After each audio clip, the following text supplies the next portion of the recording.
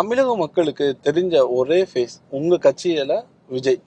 இவரை தாண்டி பெரும்பாலான இரண்டாம் கட்ட தலைவர்களையோ வேட்பாளர்களோ யாருக்குமே தெரியாது. இந்த தேர்தல உங்களுக்கு பெரிய சவாலே இதுதான். எப்படி எதிர்கொள்ள போறீங்க? என்னன்னா, எப்பயுமே புது கட்சிக்கு அப்படிதான் இருக்கும். இப்போ எங்க கட்சியில இப்போ நீங்க வேட்பாளர் டிக்ளேர் பண்ண பிறகு உங்களுக்கு அது யாருன்னு தெரியும், போய் பார்த்துருப்பீங்க. எல்லாருக்கும் பெரிய பண பலம் இல்லை. நாங்கள் போய் 50 கோடி 100 கோடிலாம் செலவு பண்ணால் நாங்கள் என்ன இங்கே இன்வெஸ்ட்மெண்ட் பண்ணிட்டு, அதாவது முதலீடு செஞ்சுட்டு இங்கேருந்து அறுவடையாக செஞ்சு வந்திருக்கோம். ஆனால் தேர்தல் 50 கோடி 100 கோடி செலவு பண்ணுவாங்களா? நீங்கள் போய் பார்ப்பீங்கல்ல, யாரும் பணம் கொடுக்குறத பார்க்க மாட்டீங்களா? எல்லாரும் 1000 2000 பணம் கொடுக்குறாங்க. 1000 ரூபாய் கொடுத்தா 2 லட்சம் ஓட்டுக்கு 20 கோடி ரூபா, 2000 ரூபா கொடுத்தா 40 கோடி ரூபா. இப்போ 40 கோடி ரூபா செலவு பண்ணி ஒருத்தவங்க வந்து தேர்தலில் நிற்க வராங்கன்னா அவங்க அறுவடை பண்ணுறதுக்கு வராங்க. ஒன்றும் முதலீடு செஞ்சுட்டு இங்கே மக்களுக்கு சேவை செய்ய போகிறதில்ல.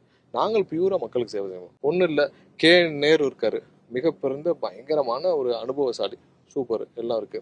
அவரை எங்கள் கட்சியில் வந்து நாங்கள் எடுத்துப்போமா? 100% கிடையாது. ஏன்னா ஊழல்வாதி. அவருடைய அனுபவம் என்ன பண்ணியிருக்கு? அவருக்கான பயங்கர அனுபவம், 40 வருஷம் அனுபவம் இருக்காரு. அவர் வந்து 89 அமைச்சராக இருக்காரு. ஒரு 5-6 வருஷம் 5-6 பீரியடாக அமைச்சராக இருந்துட்டாரு. ஸோ அவருக்கு நீங்கள் வந்து இன்னைக்கு அவருடைய அனுபவம் மக்களுக்கு நல்லது செய்தா, இல்லை 3000 கோடி ஈடியில் லெட்டர் அனுப்பிச்சாங்களே அந்த மாதிரி இருக்கா?